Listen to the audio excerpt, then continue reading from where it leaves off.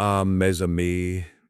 Tonight, we enter the Edenridge Hotel, a place where doors lock quietly, uniforms command respect, and not every guest checks out the way they arrived. A colonel disappears without a struggle, without a sound, and without a trace. Settle in, listen carefully, because in this mystery, absence itself is the greatest clue of all. Chapter 1. The colonel who never checked out. The Edenridge Hotel prided itself on remembering everything. It remembered preferred rooms, favored newspapers, late-night tea orders, and the precise way certain guests liked their curtains drawn at dusk. It remembered anniversaries, habits, and quiet indiscretions. What it did not remember, what it had never been asked to remember before, was how a man could vanish without leaving so much as a misplaced key. Yet, on a rain-washed morning in early autumn, the Edenridge Hotel failed to remember Colonel Arthur Pembroke. The failure began with breakfast. At precisely 8:30, the maitre d' glanced at his seating chart and frowned. Colonel Pembroke never missed breakfast. He took it at the same table near the tall windows overlooking the garden, requested boiled eggs exactly 4 minutes old, black tea without sugar, and the Times folded once down the middle. The table remained empty. By 9, the maitre d' sent a discreet inquiry upstairs. By 9:15, the inquiry returned unanswered, and by 9:30, the Edenridge Hotel, so confident in its routines, felt something unfamiliar settle into its marble halls. Concern. Hercule Poirot arrived shortly after 10. He stood just inside the revolving doors, adjusting his moustache as the hotel's atmosphere arranged itself around him. The Edenridge was elegant without ostentation, polished floors, muted colors, staff who moved like shadows trained not to interrupt the comfort of wealth. Monsieur Poirot, the manager said, approaching with strained politeness. Thank you for coming so quickly. Poirot inclined his head. A disappearance, monsieur, is rarely patient. The manager led him across the lobby. Poirot noticed everything at once: the absence of urgency in the guests, the careful calm of the staff, the deliberate suppression of panic. This was a place that believed control could solve anything. Colonel Pembroke checked in 3 nights ago, the manager explained. Single room, 4th floor, no visitors registered. Poirot nodded. And he has not checked out? No, monsieur. Poirot smiled faintly. Then we must ask, did he leave as a guest or as a secret? The colonel's room told its story immediately. The bed was made, not hotel-made, military-made, sharp corners, blanket folded with precision. The wardrobe door stood open, revealing civilian clothing untouched. On the bedside table lay a pair of polished medals, arranged carefully beside a folded uniform jacket. Everything suggested preparation. Nothing suggested departure. Poirot moved slowly, hands clasped behind his back. No sign of struggle, he murmured. No, monsieur, the manager agreed. The room was locked from the inside. Poirot turned sharply. Locked? Yes, the key was inside the room when housekeeping entered. Poirot's eyes brightened, not with excitement but with curiosity. Ah, he said softly. Then we do not have a disappearance. He gestured gently around the room. We have a performance. Inspector Langford arrived soon after, a practical man with sensible shoes and little patience for theatrical explanations. You're saying he staged this? Langford asked. Poirot nodded. I am saying he anticipated us. Langford frowned. The colonel was a decorated officer, highly respected. Poirot smiled politely. Respectable men vanish for the same reasons as criminals: fear, necessity, or design. Poirot examined the uniform again. Tell me, Inspector, he said, what do you see? Langford shrugged. A uniform. Poirot shook his head. No. A message? Poirot pointed delicately. The medals are real, earned, but they are displayed, not packed. The uniform is left behind because the identity it represents is no longer useful? Langford frowned deeper. You think he abandoned his identity? Poirot nodded. Not abandoned, retired. The guest register revealed more. Colonel Pembroke had arrived alone. No luggage beyond a single suitcase, no phone calls logged through the desk, no restaurant reservations beyond breakfast. Poirot's gaze lingered on one detail: payment. All charges prepaid, Poirot noted. In cash, Langford exhaled. That's not illegal, Poirot smiled. No, but it is intentional. The hotel staff were questioned one by one. A porter remembered carrying the suitcase, light for a long stay. A maid recalled the colonel asking about fire exits, purely out of curiosity. The night clerk remembered nothing unusual, which is itself unusual. Poirot nodded slowly. A man who wishes to vanish, he said, does not attract attention. He dissolves. Poirot requested the hotel's layout plans. In the manager's office, blueprints were spread across the desk. Poirot studied them with interest, tracing corridors, service passages, staircases meant for staff rather than guests. There, Poirot said suddenly. Langford leaned closer. What? Poirot tapped a narrow service corridor connecting the fourth floor to a linen lift. A path unseen by guests, Poirot said. Used late at night, rarely supervised. Langford stiffened. You think he left through there? Poirot smiled faintly. I think someone who planned this chose the route least remembered. They inspected the corridor. A faint scuff on the wall, a thread caught in a hinge. A service door unlocked, but not forced. Poirot closed his eyes briefly. Not an escape, he murmured. An exit. That evening, Poirot sat alone in the hotel lounge. Guests chatted softly, glasses clinked, music played, life continued. And yet, somewhere between the fourth floor and the garden path beyond, the Edenridge Hotel had lost a man without losing a sound. The manager approached again, pale. There's something else, he said. We found this in the colonel's suitcase. Poirot examined the item carefully. A photograph. The colonel, smiling faintly, stood beside three other men. One face had been scratched out deliberately. Poirot's eyes narrowed.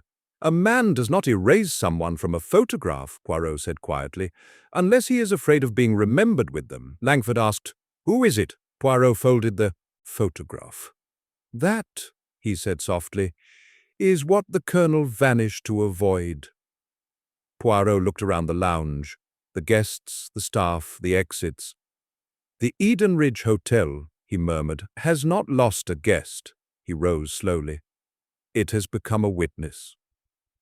And Poirot knew with absolute certainty that the colonel had not vanished to escape death, but to escape truth. Chapter 2. The Guest Who Wasn't There. The Edenridge Hotel was a place where presence mattered. Names were announced softly but clearly. Doors were opened with practiced timing.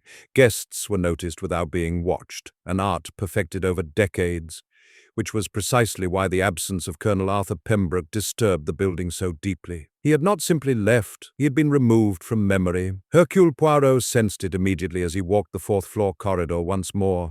The carpet bore no marks of luggage wheels. The mirrors reflected only ordinary guests. Even the air felt neutral, unbothered. It was as if the colonel had never been there at all. A vanishing, Poirot murmured.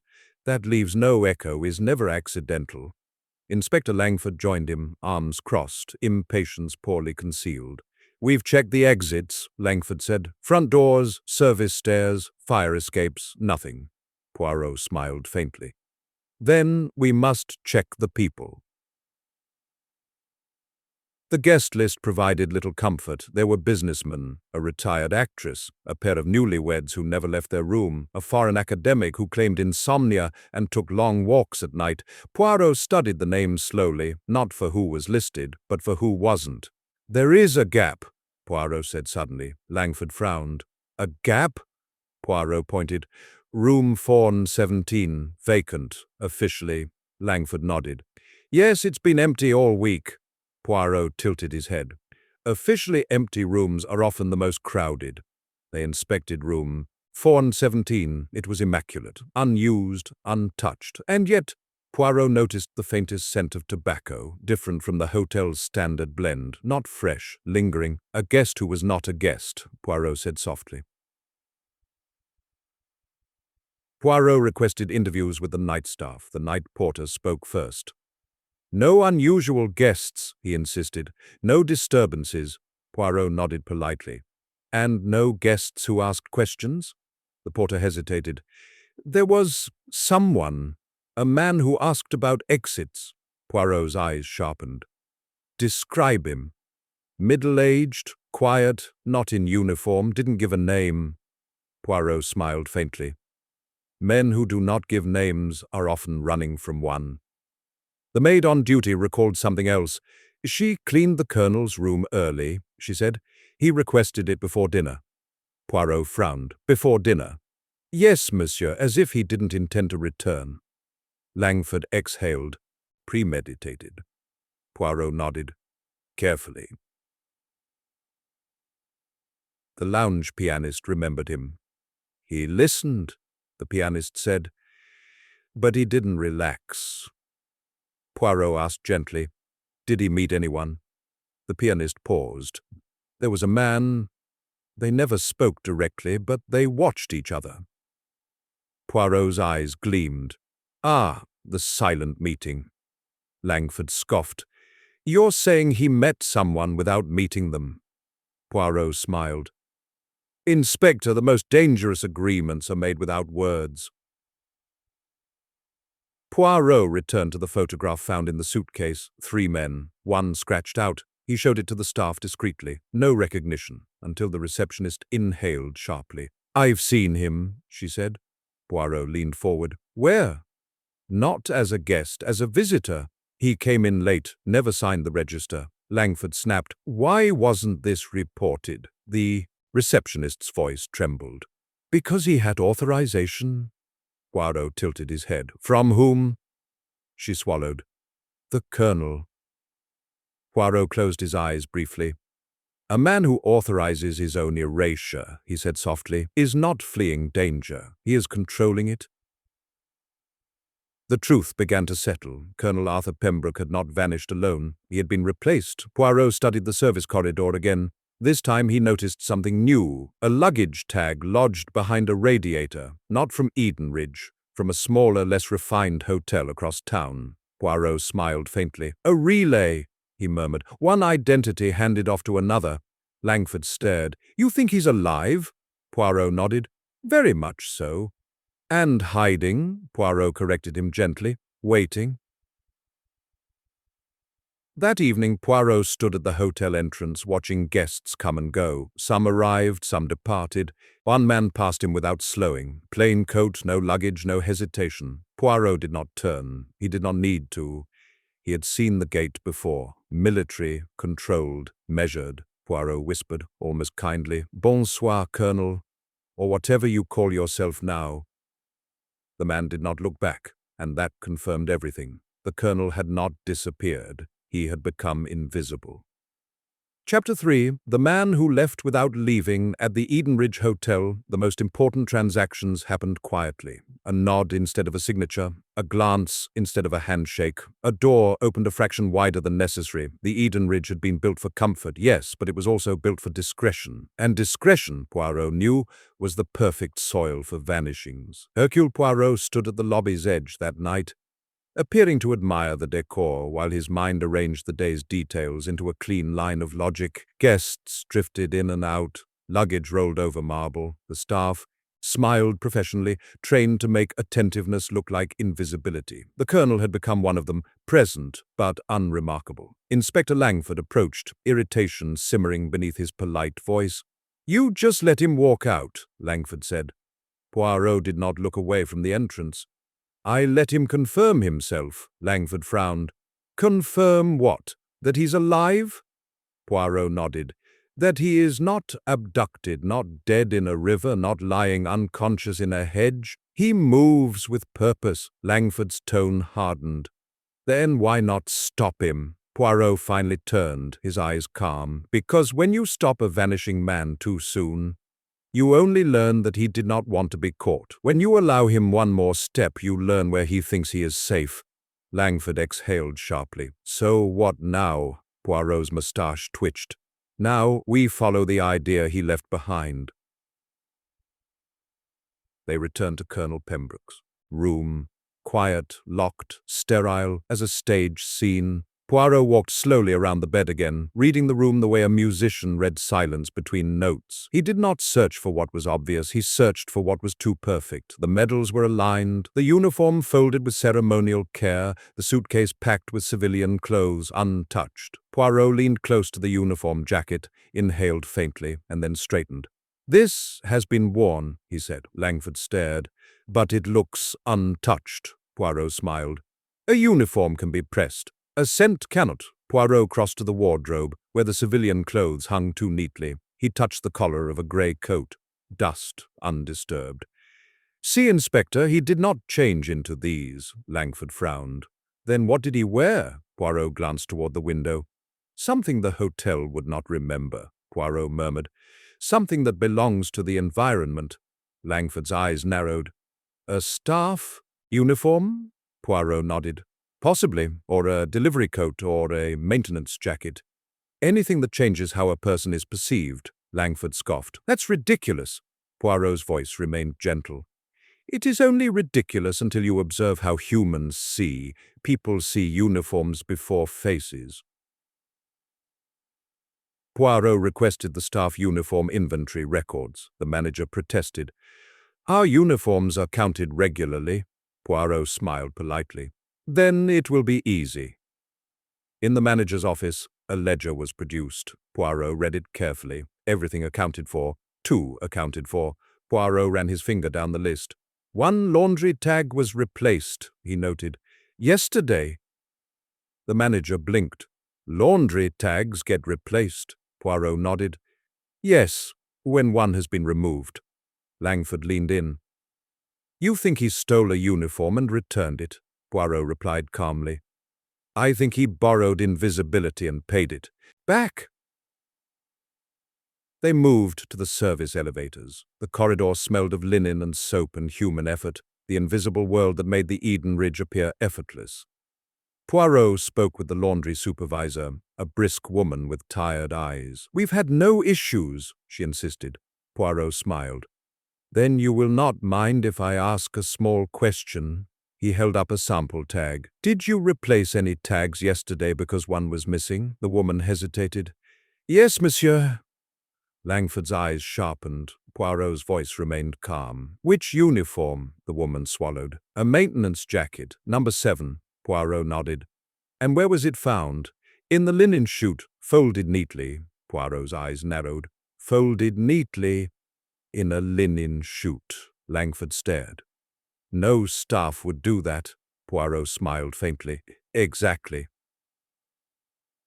Poirot asked to see the linen chute. They stood before a metal door in a narrow service corridor. It looked ordinary, functional, boring. Poirot examined the frame, a scrape, faint but fresh. Poirot placed his fingers along the edge. "Recently opened," he murmured. "With effort." Langford frowned. "It's a chute, Poirot. People open it." Poirot nodded. "Yes, but not from this angle, not with this kind of force." Poirot stepped back and studied the corridor plan. The linen chute ran down to the basement laundry room, a hidden descent, a path away from guest floors, a path into the invisible world. Poirot smiled. "The man who left without leaving," he said softly, "did so through the hotel's own veins." Because that night, Poirot and Langford waited near the basement laundry. Machines hummed, steam drifted, workers moved with routine fatigue. The Edenridge's heart beating unseen. Poirot watched quietly. Then he noticed it. A man stepping in, too clean, too controlled, too aware, wearing a maintenance jacket like a costume, cap low, face angled away. But the posture, military. The man paused near a shelf, placed something down, and then turned to leave without speaking. Poirot moved smoothly. "Monsieur," Poirot said softly. The man froze. Langford stepped forward, hand near his coat. The man did not run. Instead, he lifted his head slightly, revealing calm eyes and a face that had once commanded rooms.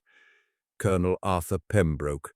"You're persistent," the colonel said quietly. Poirot smiled warmly. "It is my profession," Langford snapped. "Where have you been?" The colonel's expression was controlled. "Gone." Poirot tilted his head. "You vanished because you feared someone." The colonel's jaw tightened. Poirot continued gently. "Or because you feared what you had done." The colonel's eyes flickered just once. Poirot saw it. "Ah," Poirot murmured. "So it is not only fear, it is guilt." The colonel's voice was low. "You don't understand." Poirot nodded. "Then explain." The colonel looked around at the workers, the machines, the steam. "This is the only place in the hotel where people don't look up," he said. "Where no one cares who you are." Poirot smiled faintly. "Until now?" Langford demanded. "Why did you disappear?" The colonel hesitated. Poirot's voice softened, almost kind. "Because someone was coming." The colonel's eyes hardened. "Yes." Poirot leaned in slightly. "Who?" The colonel looked away, and in that refusal, Poirot heard the confession that wasn't spoken. Poirot straightened. "Inspector, he will not name the person while we stand in a room where anyone can hear." Langford scowled. "Then where?" Poirot replied calmly. "Somewhere the colonel feels safe enough to speak." The colonel's voice was quiet now. "There is no safe place." Poirot met his gaze. "Then we create one." As the colonel was escorted upward, not arrested yet, but contained, the hotel seemed to exhale again. The Edenridge had remembered him at last, but Poirot knew this was only the first layer of the vanishing. Because the colonel had not disappeared to avoid the police, he had disappeared to avoid a person powerful enough to erase him. And in Chapter 4, Poirot intended to uncover who controlled the colonel's fear and why the Edenridge Hotel had been chosen as the stage. Chapter 4. The name he wouldn't say, Colonel Arthur Pembroke did not resist. That, Poirot thought, was the most telling detail of all. As Inspector Langford escorted him from the basement laundry toward a private sitting room off the lobby, the colonel walked with the calm dignity of a man who had already rehearsed this moment many times in his mind. His shoulders were squared, his breathing steady, his eyes alert, but not afraid. Fear had brought him to the Edenridge Hotel. Fear was not what remained. Poirot observed him carefully as they sat across from one another in the quiet room. A fire burned low, curtains were drawn, the hum of the hotel faded into a distant, reassuring murmur. "A safe place," Poirot said gently. "As promised." The colonel gave a thin smile. "As safe as anywhere." Inspector Langford remained standing, arms crossed, impatience barely concealed. "You vanished," Langford said bluntly. "That's an offense in itself when people think you're dead." The colonel looked up. "I never intended anyone to think that." Poirot tilted his head. "And yet you left behind medals, uniform, and a locked room? You staged a disappearance that suggested finality." The colonel's jaw tightened. "I needed time." Poirot nodded. "Time is the currency of the frightened," Langford snapped. "Then tell us who frightened you." Silence followed, not the silence of confusion, the silence of refusal. Poirot waited. Finally he spoke, softly, almost conversationally. "You are a soldier, Colonel Pembroke. Soldiers name their enemies." The colonel's eyes flickered. "Some enemies do not wear uniforms." Poirot smiled faintly. "Nor do they like to be named." The colonel said nothing. Poirot leaned back slightly. "Then let us approach this differently. You did not vanish because of what you are." He paused. "You vanished because of what you know." The colonel closed his eyes briefly. Poirot saw it, the crack. They began with the past. "You served in the Balkans," Poirot said. "Later in North Africa, logistics, intelligence coordination." The colonel nodded once. "You handled records," Poirot continued. "Transfers, names, movements." Langford frowned. "That's classified," Poirot replied calmly. "Classified information has a habit of becoming dangerous when it is misplaced." The colonel spoke at last. "There were men who were never meant to exist on paper." Poirot's eyes sharpened. "And yet they did?" "Yes," the colonel said quietly, "because someone kept copies." Poirot leaned forward. "Someone who used those copies as leverage." The colonel's fingers tightened on the arm of the chair. Poirot continued, voice measured. "You received a message recently." The colonel looked up sharply. "How do you know that?" Poirot smiled. "Because men do not vanish without a trigger." The colonel exhaled slowly. "Yes." Langford leaned in. "From whom?" The colonel shook his head. "I won't say the name." Poirot nodded. Then tell me what the message said. The colonel hesitated, then spoke, each word carefully chosen.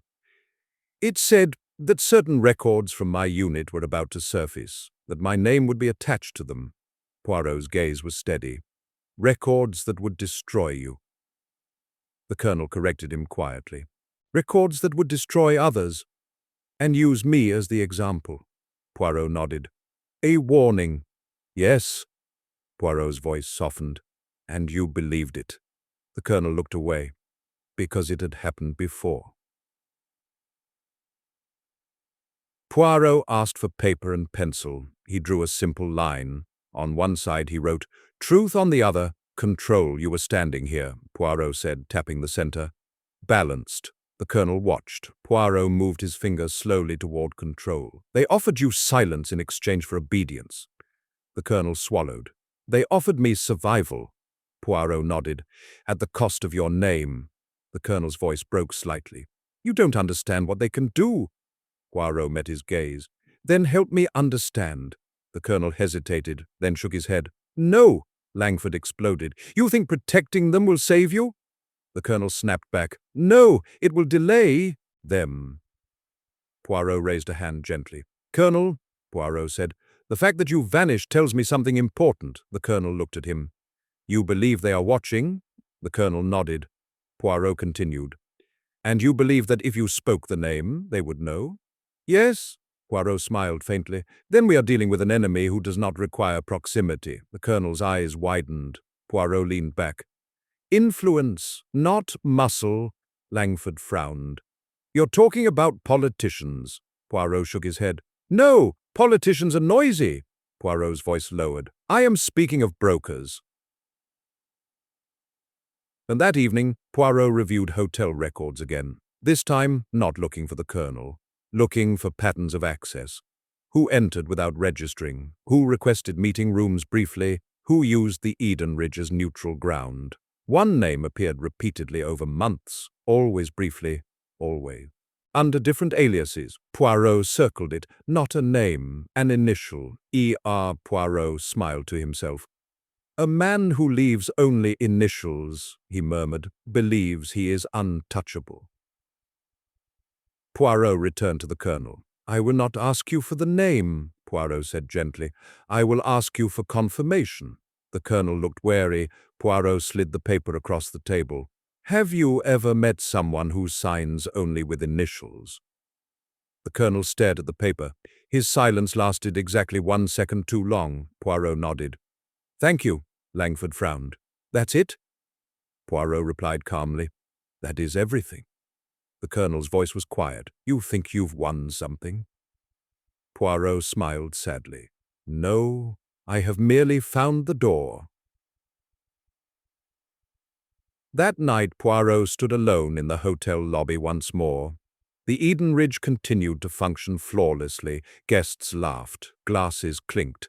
The pianist played on, and somewhere within this polished neutrality, a powerful man believed himself invisible. Poirot adjusted his moustache. Invisibility, he murmured, is only effective until someone notices the outline. The colonel would not say the name, but Chapter 5 would ensure the name no longer needed to be spoken, because the most dangerous people were not exposed by accusations, they were exposed by patterns. Chapter 5, The Broker Behind the Curtain. The Edenridge Hotel wore neutrality like perfume. Everything about it was designed to make conflict feel inappropriate, voices softened by velvet carpets, anger subdued by warm lighting, suspicion dulled by the polite choreography of staff who knew how to interrupt without appearing to interrupt at all. It was not merely a hotel. It was a stage where powerful people could pretend they were ordinary, and it was exactly the kind of stage a broker would choose. Hercule Poirot sat at the edge of the lounge, appearing to enjoy a small cup of coffee, while his mind moved through the hotel's hidden patterns. The colonel, now quietly secured rather than formally arrested, remained in an upper sitting room, watched but not questioned further. Inspector Langford had wanted handcuffs, announcements, closure. Poirot wanted something more useful, a name, or, at the very least, a face. Langford joined him, frustrated. You're letting him control the pace, Langford muttered. The colonel's terrified, and you're sipping coffee. Poirot smiled faintly. When a man refuses to speak, Inspector, it means someone has trained him to believe silence is safer than truth. Langford's jaw tightened. So we pressure him? Poirot shook his head. No, we pressure the one who benefits from his silence. Langford leaned closer. You really think this ER is here? Poirot's eyes remained on the room, watching guests drift through the lounge like pieces on a board. I do not think, Inspector. I observe.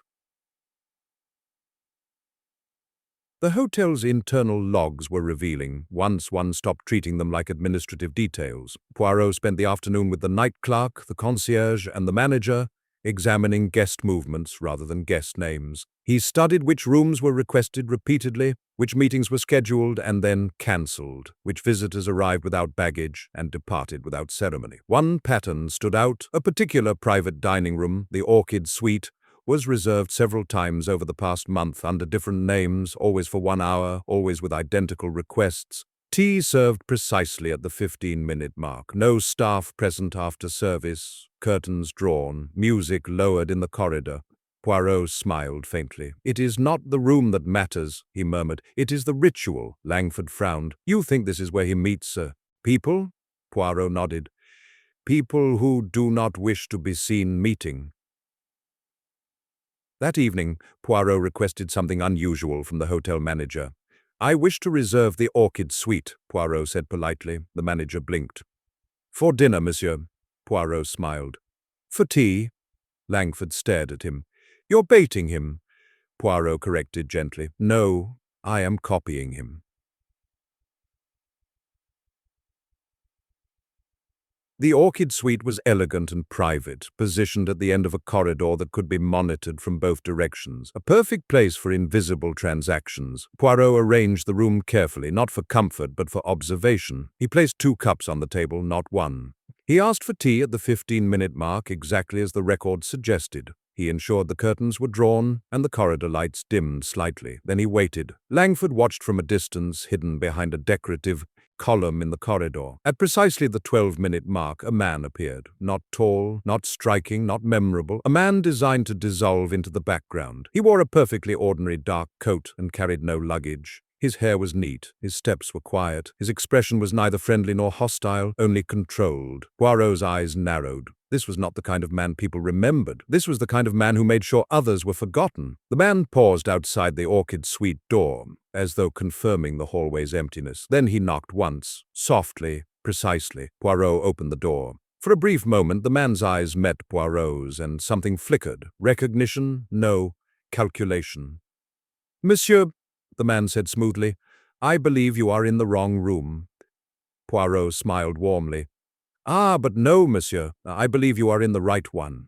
The man's gaze sharpened. Who are you? Poirot bowed slightly. Hercule Poirot. There was the smallest pause, barely a breath. Then the man's expression returned to neutral. I do not know you, he said. Poirot gestured inside. But you know the Orchid Suite.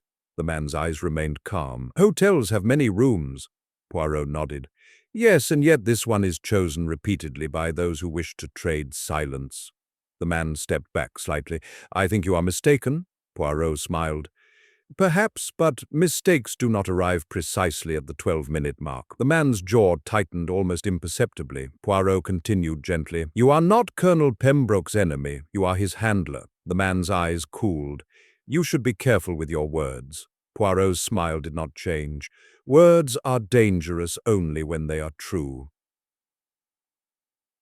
Langford moved closer, making his presence known. The man glanced at him just once, then back to Poirot. This is a misunderstanding, he said, calmly. I will be leaving. Poirot nodded politely. Of course, but first, tell me something. The man paused, impatience hidden behind composure. What? Poirot's voice softened. Do you sign your messages with initials because you are proud, or because you are afraid? The man's eyes narrowed. I sign nothing. Poirot reached into his pocket and produced a slip of paper. The hotel log entry for the Orchid Suite reservation, with ER written in the notes margin by the concierge. Poirot held it up gently, like a small mirror. The man stared at it. Poirot watched his reaction carefully. A normal man would deny. A guilty man would panic. This man did neither. He merely sighed quietly, as though disappointed that the world had become inconvenient. "You are persistent," he said. Poirot smiled. "It is my nature." The man nodded once. "Then listen carefully, Monsieur Poirot." His voice was still calm, but now it carried weight like a command, delivered softly, expecting obedience anyway. "The colonel is not a victim, he is a liability." Langford's expression hardened. "A liability?" The man's gaze remained on Poirot. "He did things. He knows things. He has been protected for years because he remained useful." Poirot's eyes sharpened. "And now he is no longer useful." The man's mouth tightened. "Now he is unpredictable." Poirot nodded slowly. "And unpredictability is unacceptable to you." The man's eyes flickered. "To my employers." Poirot smiled faintly. "Ah, employers." Langford stepped forward. "Who are they?" The man looked at Langford, then back to Poirot. "You will not get names," he said calmly, "because names are not the point." Poirot tilted his head. "Then what is the point?" The man's voice lowered. "Control." Poirot nodded, satisfied. "Thank you," Langford snapped. "You think that's enough?" Poirot replied quietly. "Yes, it tells me how to beat him." The man's eyes narrowed. "Beat me?" Poirot's smile was gentle. "No, monsieur, beat your system." The man stepped back toward the corridor. "You should leave this hotel," he said to Poirot softly. "Some curiosities end badly." Poirot's expression remained calm. "Yes, I have seen that already." The man turned to go. Poirot spoke one final sentence, softly enough to feel like a whisper, but sharp enough to land like steel. "Tell your employers," Poirot said, "that Edenridge is no longer neutral." The man paused, just for a heartbeat. Then he walked away, footsteps disappearing into the hotel's polished silence. Langford exhaled. "Who was he?" Poirot replied softly. "A broker?" Langford frowned. "Name?" Poirot shook his head. "Names are masks, but now we know the face behind the curtain." Langford muttered. "And what does that give us?" Poirot's eyes gleamed. "A timeline." Langford stared. "A timeline?" Poirot nodded. "He came because he believed the orchid suite was safe. That means the colonel's vanishing was not an emergency reaction." Poirot's voice sharpened slightly. "It was scheduled." Langford's expression darkened. "Meaning?" Poirot replied quietly. "Meaning someone is coming next." Chapter 6. The appointment at midnight at the Edenridge Hotel was not silent. It merely pretended to be. Behind closed doors there were murmurs of late phone calls, the soft hiss of running baths, the subtle creak of floorboards settling into the night. The hotel did not sleep, it observed, and tonight it waited. Hercule Poirot stood near the tall Lobbick clock, his reflection fractured across the polished marble. 11:58, 2 minutes to midnight. Inspector Langford joined him, lowering his voice. "You're certain?" Poirot nodded. "The broker believes in schedules. Men who deal in control always do." Langford frowned. "And the colonel?" Poirot glanced briefly toward the upper floors. "He believes he has already missed the appointment.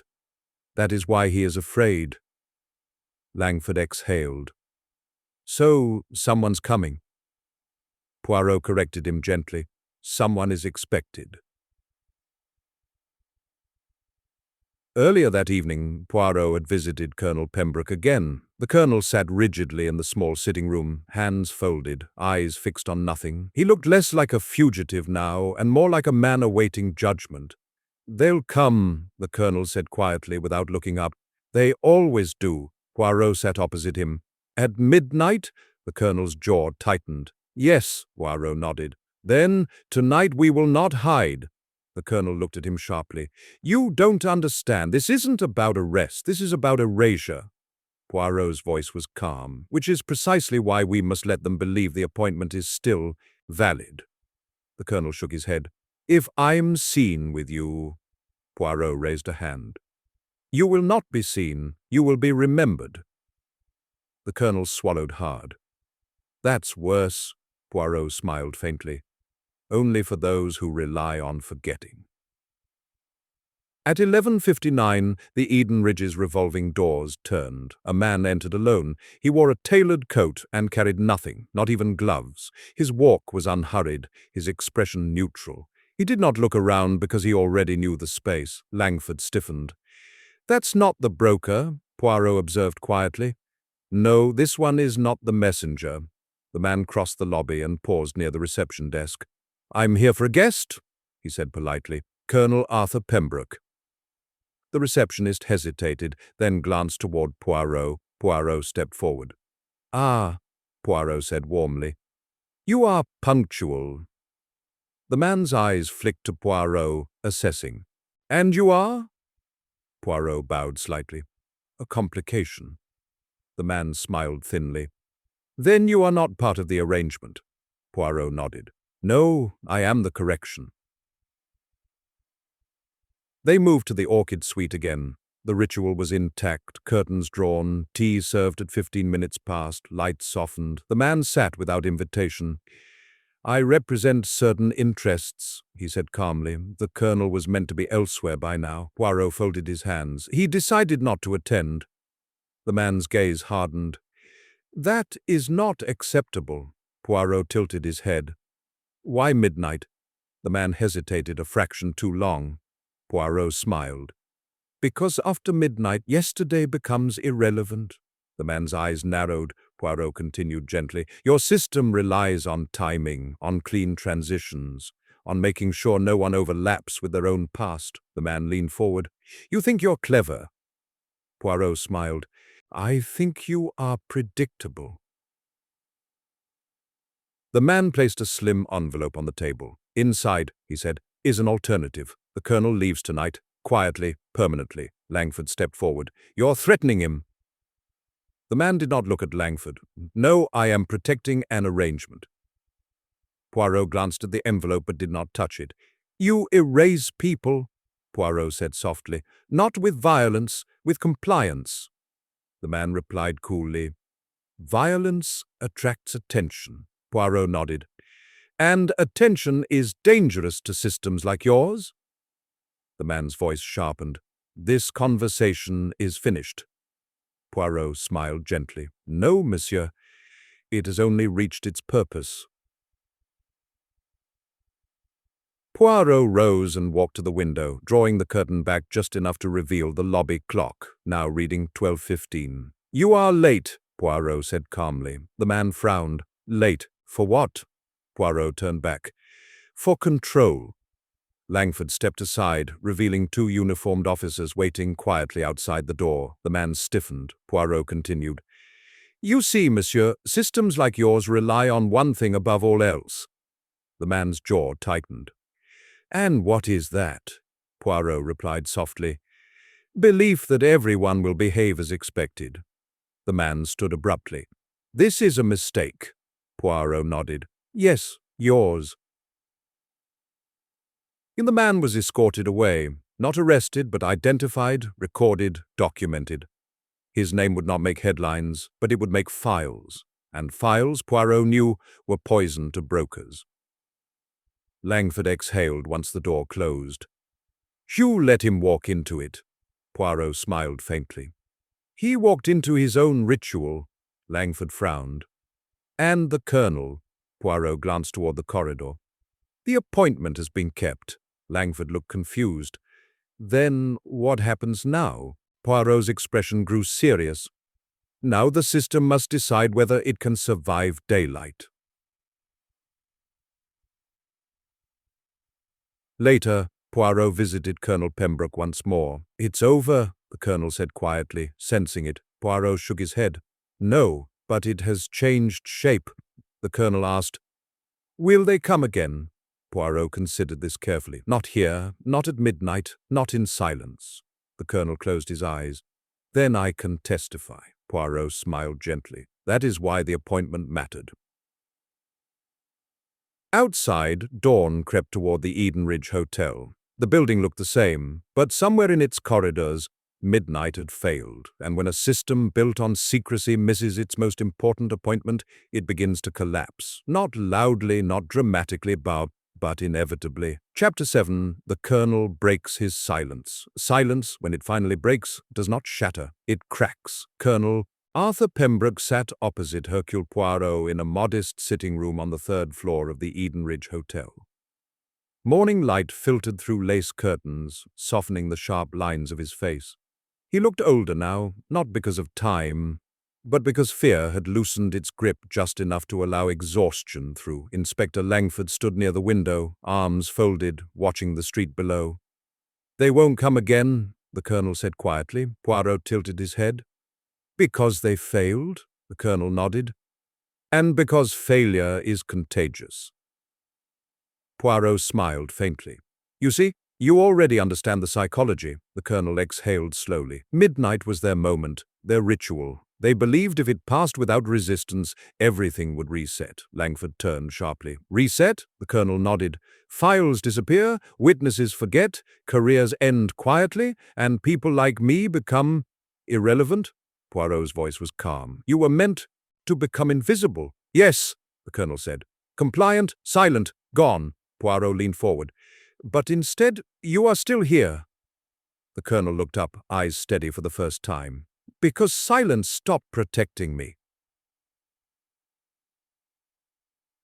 Poirot allowed the moment to settle before speaking again. "You served with distinction," Poirot said gently, "but distinction often hides unpleasant truths." The Colonel nodded. "There were operations that never officially happened." Langford frowned. "Black ops?" The Colonel hesitated. "Not exactly. More outsourced." Poirot's eyes sharpened. "Brokers?" "Yes." The Colonel's voice steadied as he continued. "Men who handled logistics, deniability, funding. They didn't give orders. They made sure orders were possible." Poirot nodded. "A system of permission." The Colonel met his gaze, and silence was the price. The Colonel stood and walked slowly to the window. "For years," he said, "I believed I was protecting my men. If records surfaced, they would be ruined, court-martialed, forgotten." Poirot spoke softly. "And then you realized the truth," the Colonel nodded. "I was protecting the brokers, not the soldiers." Langford muttered. "Convenient." The Colonel turned sharply. "You think I don't know that?" Poirot raised a hand gently. "Inspector, let him finish." The Colonel's voice dropped. "They came to me last month, not directly, through a message, then another. Reminders." Poirot asked quietly. "Of what?" "Of what I signed," the Colonel said. "What I approved. What I allowed to exist off the books." Poirot nodded. "And they told you your usefulness had expired?" "Yes." Poirot leaned back. "So you chose Edenridge?" The Colonel smiled bitterly. "Neutral ground, familiar routines, a place where disappearance wouldn't cause alarm." Poirot replied softly. "Until it did." Poirot placed a notebook on the table. "Colonel Pembroke," he said calmly, "you have reached the point where silence costs more than truth." The Colonel looked at the notebook for a long moment. Then he spoke. "ER is not a person," he said. "It's a designation." Langford straightened. "For what?" The Colonel swallowed. "An intermediary network. Financiers, retired intelligence, private firms with government contracts." Poirot's eyes gleamed. "A hydra." "Yes," the Colonel whispered. "Cut off one head, another negotiates." Poirot nodded slowly. "Which is why they rely on fear rather than force." The Colonel looked at Poirot. "They erase people reputationally, financially, administratively." Poirot smiled faintly. "Violence is inefficient." The Colonel nodded. "Exactly."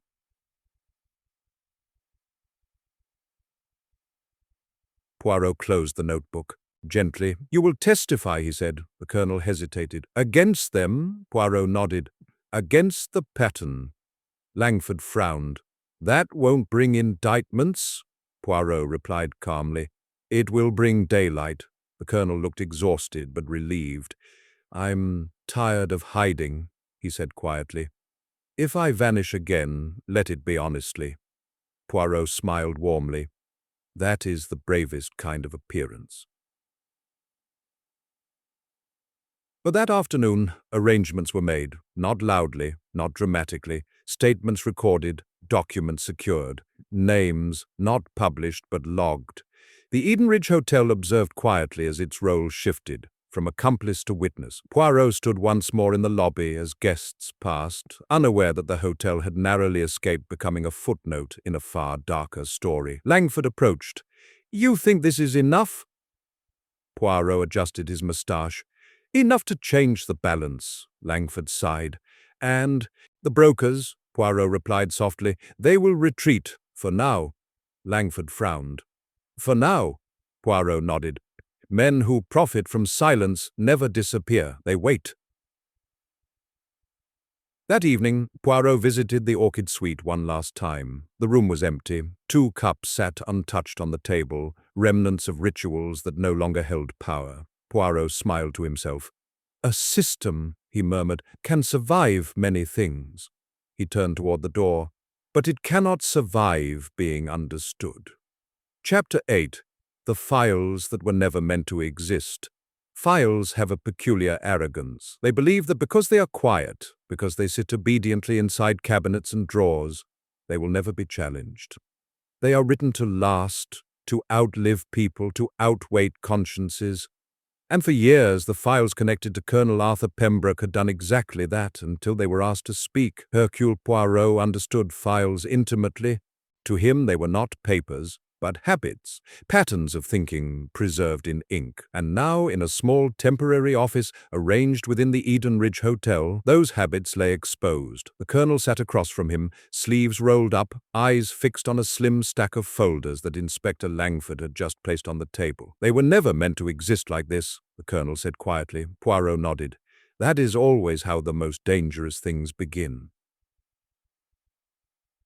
The files were not official military records. That was immediately obvious. There were no stamps, no letterheads, no serial numbers that matched known systems. Instead, there were handwritten codes, innocuous-looking budget labels, and meeting summaries disguised as logistical reviews.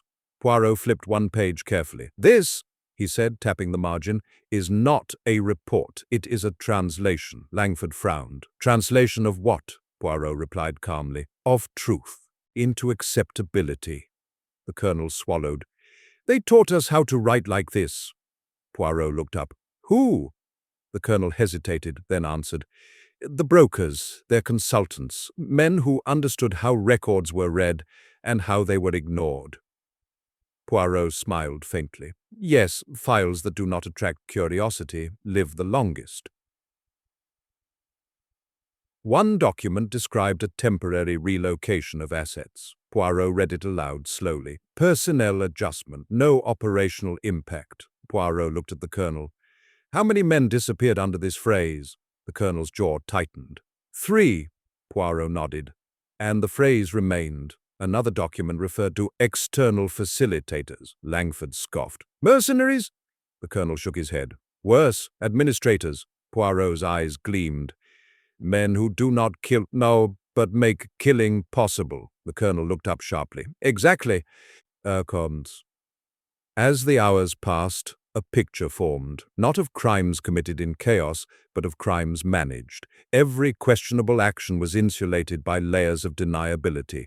Every decision was justified as temporary, strategic, or unavoidable. And every participant believed, truly believed, that they were protecting something larger than themselves. Poirot leaned back, hands folded. "This is not a conspiracy," he said softly. "It is a culture." Langford frowned. "You can't arrest a culture." Poirot nodded. "No, but you can expose it." The most revealing file was the smallest, a single page, no letterhead, no signature, only initials at the bottom. "ER." The colonel stared at it. "That one," he said quietly, "came after I asked questions." Poirot tilted his head. "Questions about what?" "About permanence," the colonel replied. "About what happens when men like us retire, when memories outlive usefulness." Poirot read the page carefully. It did not threaten, it assessed. Risk of disclosure, risk of instability, recommended mitigation. Poirot closed the folder gently. You were no longer a soldier, he said. You had become a variable. The colonel nodded, and variables must be resolved. Later that afternoon, Poirot requested access to the hotel's secure fax and telegraph records. Langford raised an eyebrow. You think Edenridge is part of this? Poirot shook his head. Not intentionally. Poirot examined the logs, incoming communications, outgoing confirmations, neutral addresses used repeatedly. Poirot circled several entries. These, he said, not orders, acknowledgements? Langford frowned. Meaning? Poirot replied calmly. Someone checking that things are proceeding as planned. Langford's expression darkened, including the colonel's disappearance. Poirot nodded, including his silence.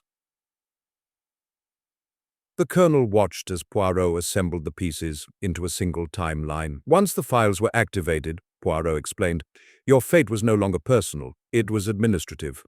The colonel exhaled sharply. So, even if I ran, Poirot nodded. They would wait, Langford muttered. That's chilling, Poirot replied softly. It is efficient. By evening, the files were catalogued, not for arrest but for visibility. Copies were made, not many, just enough. Poirot knew better than to flood systems like this with evidence. Excess invited containment, precision invited fear. The colonel signed his statement at last. Not angrily, not dramatically, but with relief. I thought if I stayed silent, he said quietly, I would keep everyone safe. Poirot met his gaze kindly. Silence keeps only the system safe. As night fell, Poirot stood alone in the Edenridge lobby once more. The hotel continued its careful performance of normality, but somewhere beyond its walls, files that were never meant to exist were now moving, slowly, deliberately, into places where they could no longer be buried. Inspector Langford joined him. You've turned paperwork into a weapon, Langford said. Poirot smiled faintly. No, I have turned it into a mirror. Langford frowned. And what will the brokers do now? Poirot replied calmly. They will attempt to disappear. Langford scoffed. Like the colonel? Poirot shook his head. No, better. Poirot glanced toward the entrance where the revolving doors turned smoothly, endlessly. They will remain visible, he said softly, and pretend nothing has changed. Poirot adjusted his moustache. And that, he murmured, is when they become vulnerable. Chapter 9. The broker makes his move. The broker did not panic. That, Poirot reflected, was always the clearest sign of danger. Men who relied on panic made mistakes. Men who relied on systems adapted. And the system that had nearly erased Colonel Arthur Pembroke had reached the stage where adaptation became necessary. The first sign came not with threats but with activity. Calls were returned unusually quickly. Meetings were rescheduled rather than cancelled. Polite inquiries arrived from departments that had shown no interest in the colonel for years. The machine, once silent, had begun to hum. Inspector Langford noticed it before lunchtime. They're circling, he said quietly, placing a thin file on the table. Requests for clarification, reviews, routine follow-ups. Poirot smiled faintly. Routine is the language of reassurance, Langford frowned. To whom? Poirot replied calmly. To themselves. By early afternoon, the Edenridge Hotel felt subtly different. Not louder, more alert. Staff moved with careful neutrality. Guests lingered in public spaces longer than usual. A man in an impeccable coat waited too long near the concierge desk without asking a question, Poirot observed from a distance, pretending to read a newspaper he had already memorized. The broker will not come himself, Poirot murmured. Not now, Langford crossed his arms. Then who? Poirot folded the paper. Someone who believes they can correct the situation quietly? That person arrived at 3:30. She introduced herself as Miss Eleanor Graves, a consultant specializing in risk mitigation. Her credentials were flawless, her tone apologetic, her manner professional to the point of invisibility. She requested a private conversation with the colonel. Langford bristled. Absolutely not. Poirot raised a finger gently. On the contrary, Langford stared at him. "You're letting her in?" Poirot smiled. "I am letting the system speak." The meeting room was chosen carefully. Glass walls, neutral decor, no corners to hide in. Miss Graves sat opposite the colonel, posture relaxed, expression sympathetic. "We're not here to threaten you," she said softly. "We're here to resolve misunderstandings." The colonel said nothing. Poirot stood slightly to one side, listening. Miss Graves continued. "Certain files were activated prematurely. That has caused concern, not anger." Poirot noted the phrasing. Concern, not anger. Files, not people. Activated, not discovered. She glanced briefly at Poirot, measuring. "We believe," she went on, "that with cooperation, your transition can be dignified." The colonel's voice was steady. "You mean invisible?" Miss Graves smiled faintly. "I mean safe." Poirot stepped forward. "Mademoiselle," he said politely, "safety is rarely offered to those who no longer obey." Miss Graves did not look surprised. "You must be Mr. Poirot." Poirot bowed slightly. "At your service," she sighed gently. "Then you understand that escalation helps no one." Poirot nodded. "Except those who fear daylight." Miss Graves changed tactics. She slid a folder across the table. Inside were documents, not threats, but incentives. Pensions secured, charges quietly dropped, histories simplified. The colonel did not touch it. Poirot glanced at the folder once, then looked back at Miss Graves. "You have brought gifts," Poirot said softly. "That means fear has already entered the system." Miss Graves's smile tightened. "Fear is a strong word," Poirot replied calmly. "Then call it urgency." The colonel finally spoke. "You want me silent again," he said. Miss Graves nodded.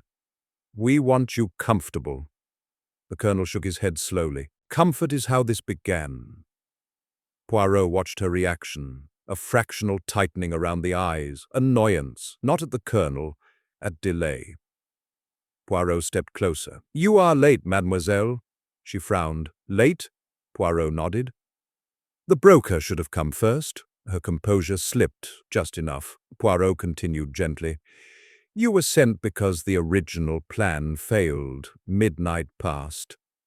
Miss Graves exhaled. "This is not a game." Poirot smiled faintly. "No, it is a timetable." Miss Graves closed the folder. "Very well," she said coolly. "If cooperation is refused, visibility increases." Langford stiffened. "Is that a threat?" Miss Graves looked at him calmly. "It is a forecast?" Poirot nodded. "Then allow me to make one as well." She turned to him. "Your system depends on quiet corrections," Poirot said softly. "But you are correcting too late." Miss Graves' eyes narrowed. "What do you mean?" Poirot replied gently. "Copies exist." Her breath caught, barely. Poirot smiled. "Not many, just enough." The room went very still. Miss Graves stood. "I think this conversation is over," she said. Poirot inclined his head. "Yes, for you." She paused at the door, turning back once. "You are making powerful enemies," she said quietly. Poirot met her gaze. "No, mademoiselle, I am reminding them that power requires consent." She left without another word.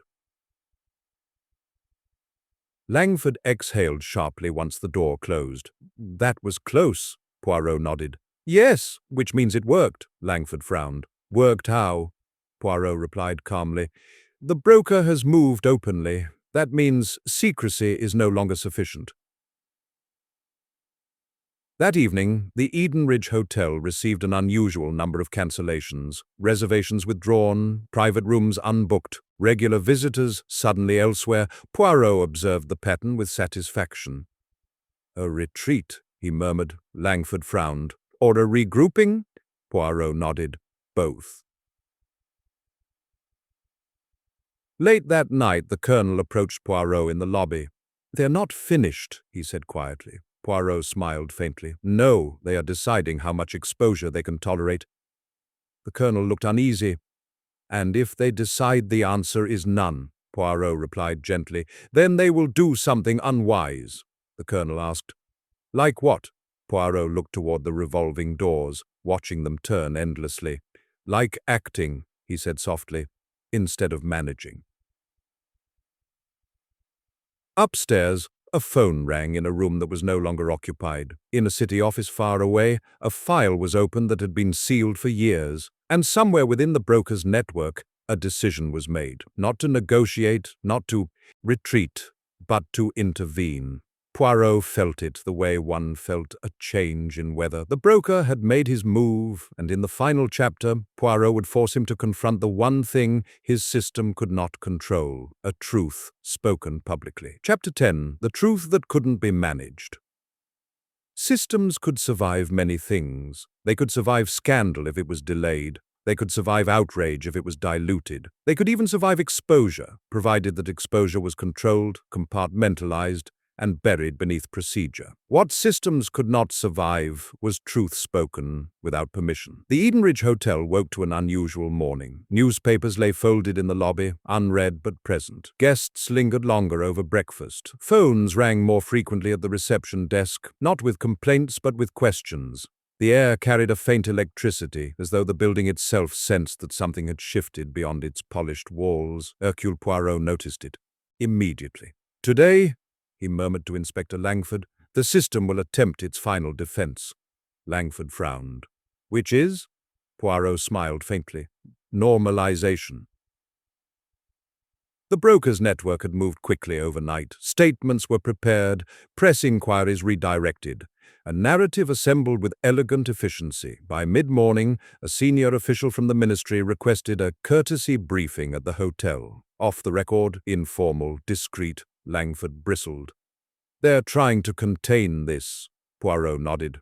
Of course, containment is their instinct, Langford snapped. We can refuse. Poirot shook his head gently. No, we attend, Langford stared. You're walking into their hands. Poirot replied calmly. No, Inspector, I am inviting them to speak. The meeting was held in the Edenridge's grand conference room. Glass, light, neutrality, everything designed to reassure. 3 officials arrived, polite, calm, precise. They spoke of context, of complexity, of the danger of misunderstanding sensitive matters. Poirot listened patiently. Finally, he spoke. You have come to tell us that Colonel Pembroke's disappearance was unfortunate, Poirot said gently, but that discussing it publicly would be irresponsible. One official smiled thinly.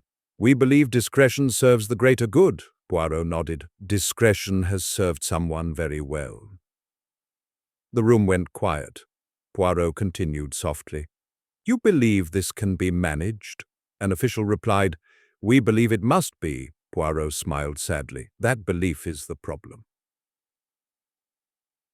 Poirot stood and walked slowly to the window. Outside, the city moved normally. Cars passed, people hurried, life indifferent and unstoppable. You see, Poirot said, turning back, systems like yours assume that truth is dangerous only when it is loud. One official frowned. Is that not the case? Poirot shook his head. Truth is dangerous when it is simple. Langford shifted. Poirot continued. Colonel Pembroke vanished because he understood that silence was demanded of him, not by law, by convenience. One official interjected. There are matters of national security, Poirot raised a hand gently, that have already been compromised by secrecy masquerading as protection. The officials exchanged glances. Poirot's voice remained calm. You came here to manage this quietly, he paused. I came here to ensure it cannot be. At precisely noon, Poirot made his move. Not dramatically, not publicly, yet. He handed Inspector Langford a sealed envelope. Deliver this, Poirot said softly, to the Independent Inquiry Committee, immediately. Langford's eyes widened. What's inside? Poirot smiled faintly. Copies, one official stiffened. Copies of what? Poirot met his gaze. Enough! The room erupted into controlled outrage. You cannot do this, one official said sharply. You don't understand the consequences. Poirot nodded. I understand them perfectly, another official hissed. This will destabilize institutions, Poirot replied quietly.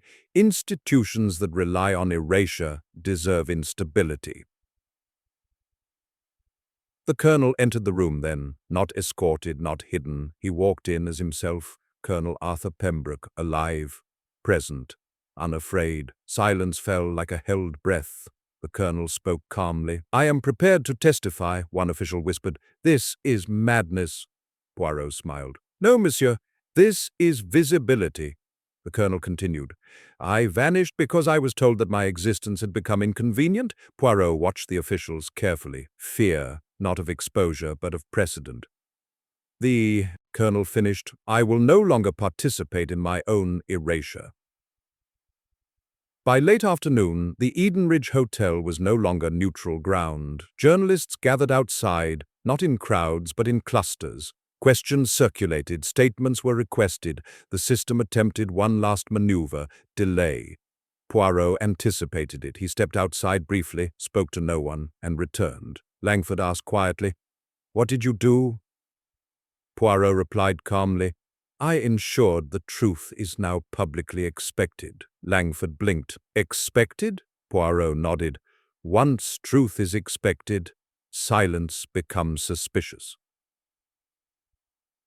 As evening fell, the officials departed, no longer confident, no longer coordinated. The broker did not appear again. He did not need to. His power had relied on the belief that everything could be managed quietly. That belief was gone. The colonel stood with Poirot in the lobby one final time. I thought speaking would destroy me, the colonel said quietly. Poirot smiled gently. It has merely returned you to yourself, the colonel asked. What happens now? Poirot replied. Now the system will adapt, but it will remember this. The colonel nodded. That's enough for me. Poirot prepared to leave. As he stepped through the revolving doors, he glanced back at the Edenridge Hotel. It stood as it always had, elegant, composed, outwardly unchanged. But something fundamental had shifted. It had witnessed a truth that could not be folded, filed, or erased. And once a place has witnessed such a truth, it can never again be merely neutral. Poirot smiled to himself. Systems fall not when they are attacked, but when they are understood.